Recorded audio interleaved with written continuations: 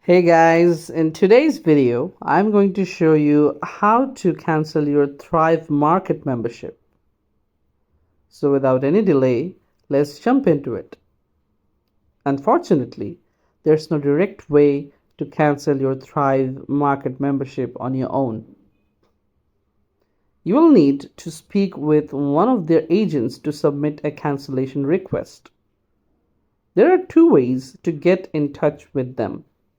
One is by phone call or chat support. If you prefer to cancel by phone, you can call their agent at 866 419 2174. Provide your account information and they will assist you in the cancellation process.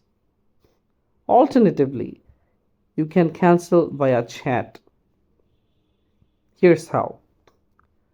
Log into your Thrive Market account, click on your profile icon, and then select Membership. Now scroll down and click on Open Live Chat. Type I want to cancel my membership and their support team will respond shortly. Once connected, provide your account information and they will process the cancellation for you. And that's it, guys. Thanks for joining us today. I hope this video was helpful for you.